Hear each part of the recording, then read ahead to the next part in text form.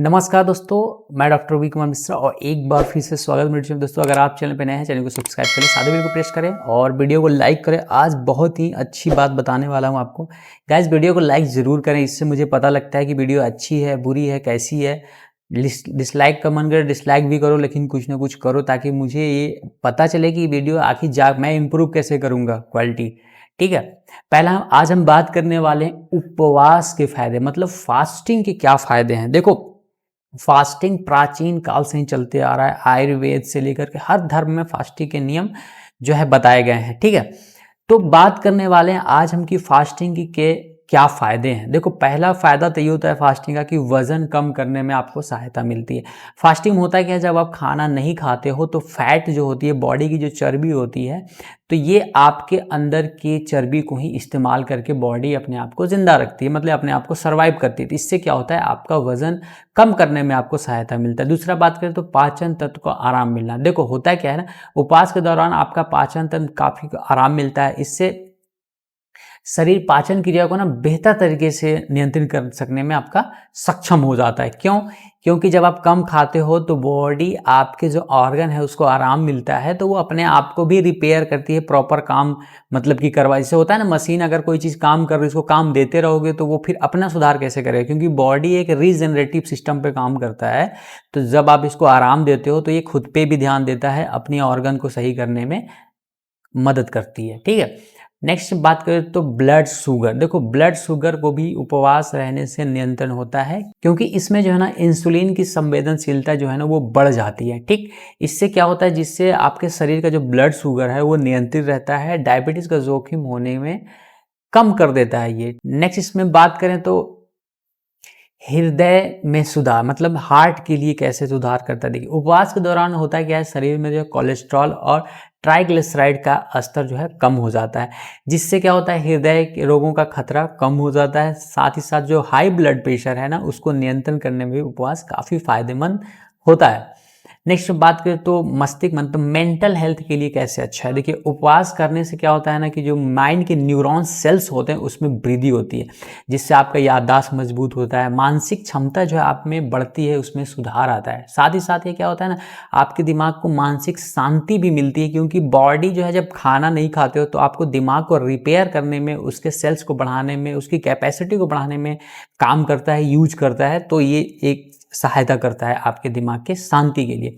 Next बात करें तो सूजन में काम करता है। ठीक है, सूजन को कैसे कम करता है, नियमित रूप से अगर आप उपवास करते हैं तो शरीर में जो आपका सूजन होता है वो क्या होता है, ऑक्सीडेटिव जो तनाव होता है आपके अंदर, उसको क्या है ना, इसको ये कम कर देता है, जिससे आपकी जो पुरानी बीमारी होता है ना उसका खतरा को ये कम करने में मदद करता है। ठीक, साथ ही साथ ये क्या करता है, जोड़ों के दर्द और अन्य सूजन संबंधी जो समस्याएं आपको, उसको भी ये कम कर देता है। लंबी उम्र।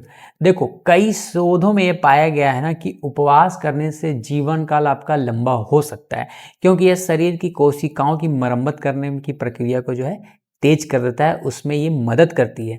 नेक्स्ट इसमें बात करें तो विषैले पदार्थों को शरीर से बाहर निकालता है। होता क्या है, जब आप फास्टिंग में होते हो, खाना कम खाते हो, तो जरूरी नहीं कि आप खाना खाते हैं, खाने के साथ आपके जो विषैले पदार्थ है वो भी खाते हो, क्योंकि यूरिया है, ट्रांस फैट है।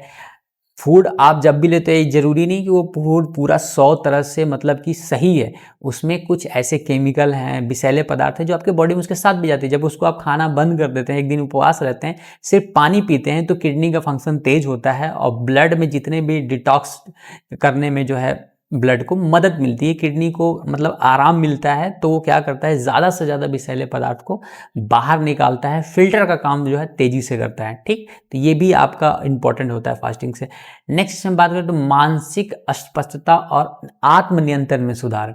गाइस, उपवास से होता क्या है ना कि आपके मानसिक की जो अस्पष्टता, मतलब कॉन्फिडेंस है ना, जिसको सेल्फ कॉन्फिडेंस बोलते हैं, नियंत्रण बोलते हैं, खुद पे आत्मनिर्भरता जिसको बोलते हैं, हाँ, तो ये क्या है, ये आपके अंदर को डिसिप्लिन को मतलब कि बढ़ाने की मदद करता है। ये आपके मन को शांत भी करता है। शांति के लिए जो आपके ना दिमाग में एक तरह से क्या क्या ये थोड़ा समझने की चीज़ है कि उपवास के दौरान व्यक्ति अपने खाने पीने की जब आदतों पे कंट्रोल करता है ना, साथ साथ अपने दिमाग पे भी कंट्रोल करने की कोशिश करता है, और इससे आपका जो डिसिप्लिन है ना, सेल्फ डिसिप्लिन, वो बढ़ जाती है, जिससे आपको डिसीजन मेकिंग चीज़ों में मतलब कि आसानी होती है। अब इसमें हम बात करेंगे कि उपवास कब करना चाहिए और कैसे करना चाहिए। देखो, कुछ चीज़ें तो पहले से तय है, जैसे कि धार्मिक उपवास। हर मतलब हिंदू धर्म में भी देखो एकादशी, पूर्णिमा, नवमी, ये सब धार्मिक अवसरों पे है जो आपको उपवास किया जाता है, ये पहले से नियम तय है, तो इस दौरान तो आप कर ही सकते हो। इस्लाम धर्म में भी आप जानते हैं कि रमज़ान के दौरान उपवास किया जाता है, सूर्य निकलने से और सूर्य डूबने तक जो है कुछ नहीं खाया जाता है, उसके बाद आप खाना भोजन जो भी आप करना चाहते हैं कर। जैन धर्म में भी जो है इसका नियम बनाया गया है। ईसाई धर्म में भी लेंट के दौरान आप जो है लोग उपवास करते हैं, ठीक। अब इसमें बात करें नेक्स्ट की, तो और क्या तरीके हैं, देखिए और भी साइंटिफिक तरीके बहुत तरह से हैं। उनमें से कुछ है जैसे सुबह का उपवास। कुछ लोग क्या करते हैं, सुबह का नाश्ता का जो है छोड़ करके सीधे दोपहर का भोजन शुरू करते हैं, ठीक। इससे आपको क्या होता है, इंटरमीडिएट फास्टिंग का एक प्रकार इसको कहा जाता है। ये आपके वजन को कम करने में मदद करता है। कुछ लोग क्या करते हैं गाइस, रात का उपवास रखते हैं। रात में तो ऐसे भी उपवास रखना चाहिए, हल्का भोजन खाना चाहिए, तो रात में आप बिल्कुल खाना छोड़ दो, सिर्फ दिन में खाना खाओ, तो इस तरह का भी उपवास किया जा सकता है। नेक्स्ट इसमें बात करें तो जो है आयुर्वेदिक, अगर आप दृष्टिकोण से देखें उसमें क्या कहता है, आयुर्वेद के अनुसार उपवास जो को है ना, शरीर के विषैले तत्वों को निकालने के लिए एक अच्छा तरीका माना जाता है। ये सदियों पुराना है, आप कहीं भी आप पढ़ के देख लेना, ठीक है। महीने में 1 बार 2 बार या हफ्ते में 1 या 2 बार उपवास, मतलब पूरी तरह से 24 घंटे खाना आपको नहीं खाना है, ये बहुत ही फायदेमंद होता है। आयुर्वेद में विशेष रूप से पूर्णिमा के दिन, ठीक है, और अमावस्या के दिन जो है उपवास का लिखा गया है, वहाँ पे सलाह दी जाती है कि करना चाहिए, ठीक। क्योंकि इससे शरीर और मानसिक जो शुद्धि है ना, उसका समय माना जाता है कि उस समय आपकी शरीर और मानसिक शुद्धि मतलब होती है। ये आप मतलब आयुर्वेद में ऐसा उल्लेख किया गया है, ठीक। अगर नेक्स्ट इसमें हम बात करें तो स्वस्थ और वजन घटाने के लिए उपवास। कई लोगों का वजन बहुत ही ज़्यादा होता है, तो वो उस दृष्टि से भी उपवास करते हैं, और डॉक्टर उनको डाइटिशियन सलाह देते हैं कि आप हफ्ते में या 2 हफ्ते में आप इसको जो है 2 दिन 3 दिन आप उपवास रहो, तो इससे आपका जो है वजन कम होने में सहायता है, जो कि साइंटिफिक प्रूफ भी है, ऐसा होता ही है। नेक्स्ट इसमें हम बात करें किसी बीमारी या फिर कमजोरी के समय, देखिए जब शरीर आपका बीमार होता है तो कुछ समय उपवास करने से क्या होता है ना, शरीर को ऊर्जा मिलती है, ताकि यह ठीक हो सके, अपने आप को मरम्मत कर सके, अपने आप को सेल्फ जो है ना, एक कहते हैं प्रोटेक्शन को इम्प्रूव कर सके। इस स्थिति में डॉक्टर भी आपको सलाह देती है, जैसे फीवर में, डायरिया में, ठीक है, और भी जैसे शुगर के पेशेंट बहुत ज़्यादा है तो उस कंडीशन में, हार्ट के डिजीज तो उस कंडीशन में, कई सारे ऐसे कंडीशन हैं जिसमें डॉक्टर आपको सलाह देता है। नेक्स्ट इसमें कुछ कॉशन भी है, आप नोट कर लीजिए। देखो, यदि आप किसी विशेष प्रकार की स्वास्थ्य समस्या से जूझ रहे हो, जैसे कि डायबिटिक पेशेंट हो, हाइपरटेंशन मतलब कि हाइपर बीपी का, तो उपवास शुरू करने से पहले आप डॉक्टर की सलाह जरूर ले लें, तभी जो है आप उपवास को शुरू करें। ओवरऑल कहें तो गाइस, उपवास आपके स्वास्थ्य के लिए अच्छा ही है।